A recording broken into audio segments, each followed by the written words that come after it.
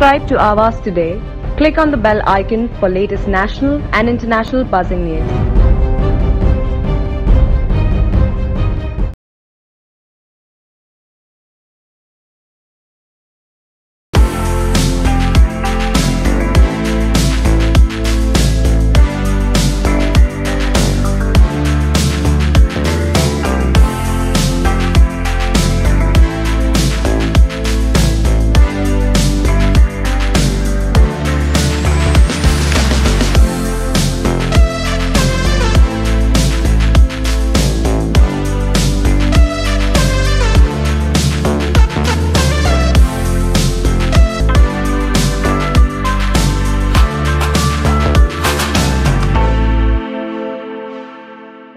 स्वच्छ भारत मिशन के तहत रायगढ़ जिले में ग्राम पंचायत धूतुम ने प्लास्टिक कचरा प्रबंधन में उल्लेखनीय उपलब्धियां हासिल की है।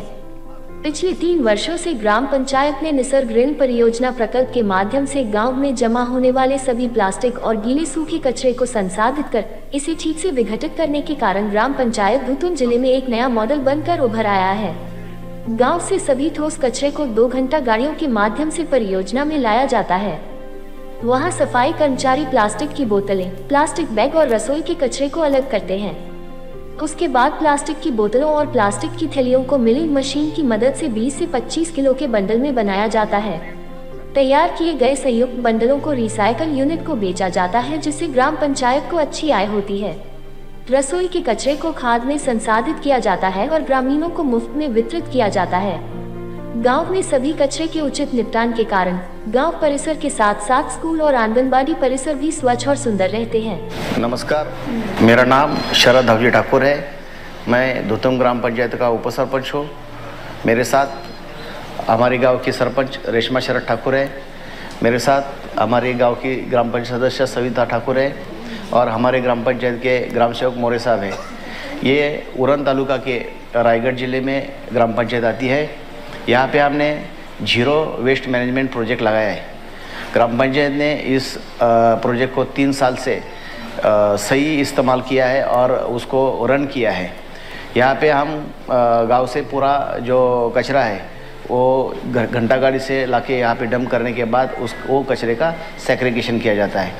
सेग्रीगेशन करने के बाद अलग अलग तरीके का सेग्रीगेशन होता है, जैसा किचन वेस्ट होता है और प्लास्टिक।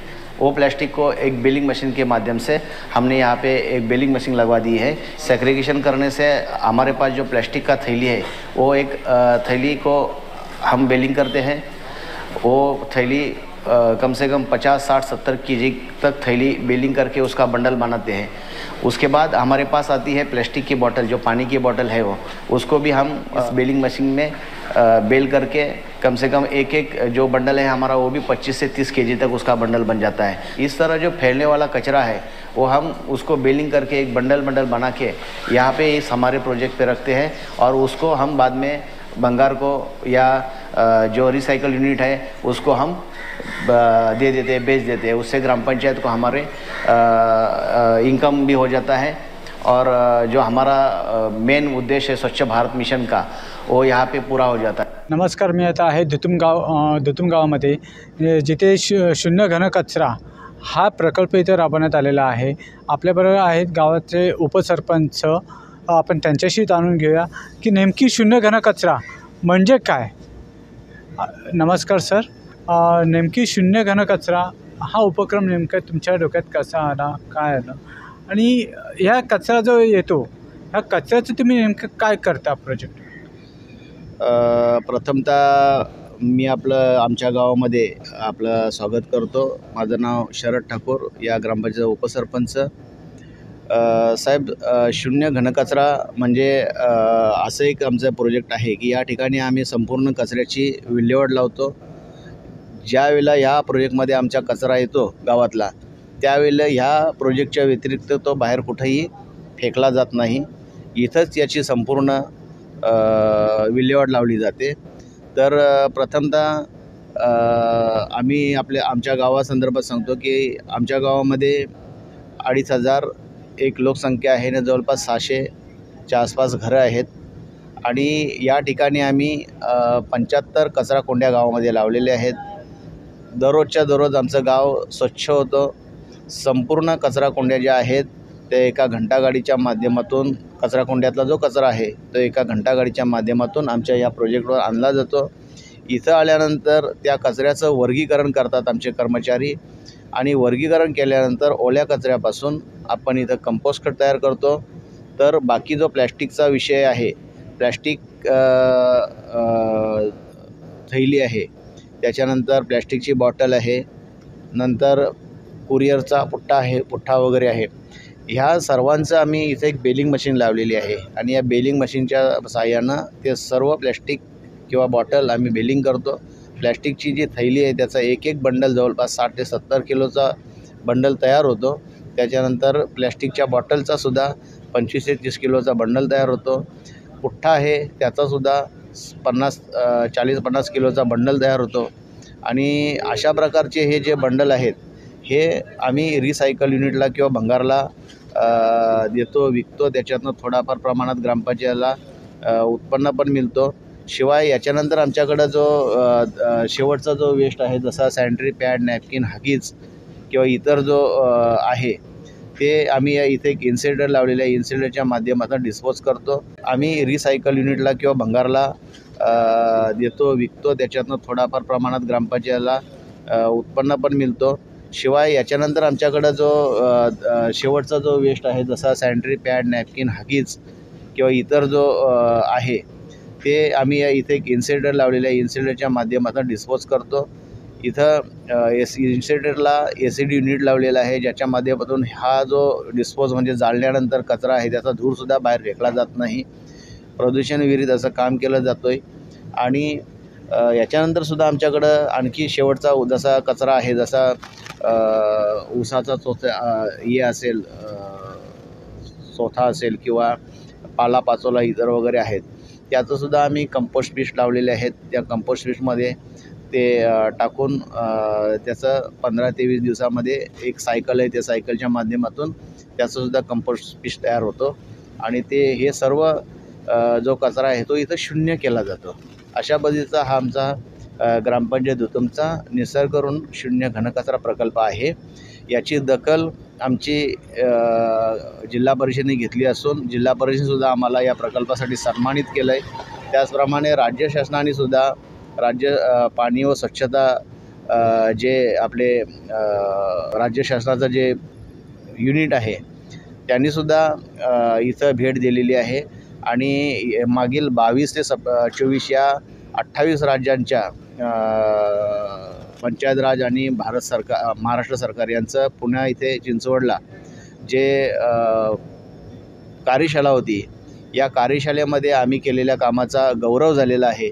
तिथं आमच्या ग्रामपंचायतीचा सन्मान केला गेला आणि आमचे ग्रामसेवक मोरेसाहेब होते, त्यांना तिथं सन्मानित केलं आहे.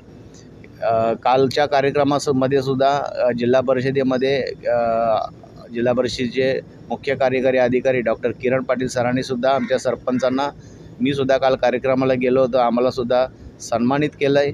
आणि या उपक्रमाची मिशन स्वच्छ भारत अभियान हे जे मिशन आहे, या मिशनचा हा एक भाग आहे स्वच्छतेचा. स्वच्छता हीच सेवा या उपक्रमांतर्गत या प्रोजेक्टची राज्य शासनाने आणि केंद्र शासनाने सुद्धा दखल घेतलेली आहे.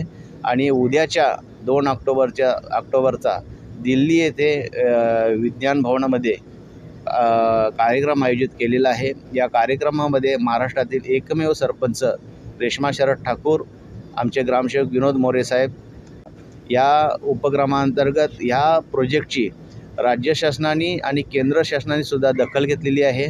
आणि उद्याच्या 2 ऑक्टोबरचा दिल्ली येथे विज्ञान भवनामध्ये कार्यक्रम आयोजित केलेला आहे. या कार्यक्रमामध्ये महाराष्ट्रातील एकमेव सरपंच रेश्मा शरद ठाकूर, आमचे ग्रामसेवक विनोद मोरे साहेब यांना उद्या महाराष्ट्र सरकारतर्फे पाणी व स्वच्छता युनिट आहे महाराष्ट्राचं, त्या युनिटच्या माध्यमातून उद्याच्या 2 ऑक्टोबरच्या कार्यक्रमाला दिल्ली येथे आमंत्रण आणि गावाचा झालेला आहे.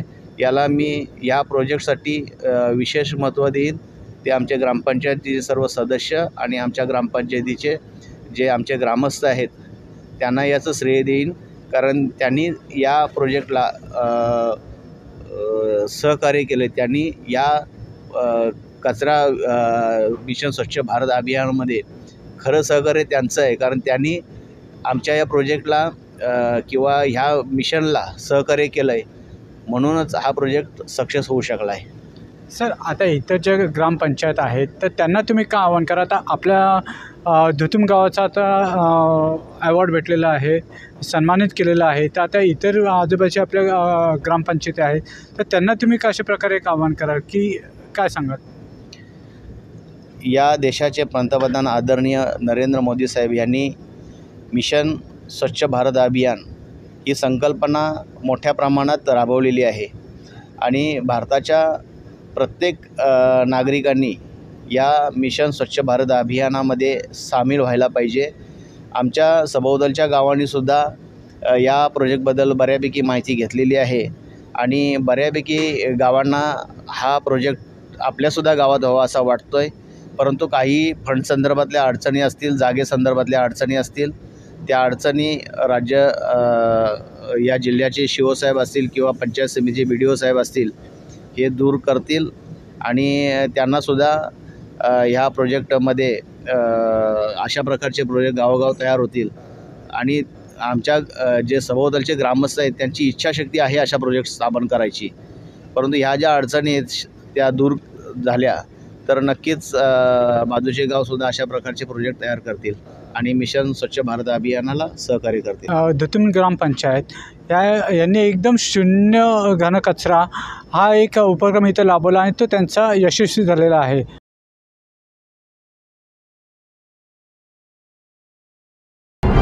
Subscribe to Awaaz today. Click on the bell icon for latest national and international buzzing news.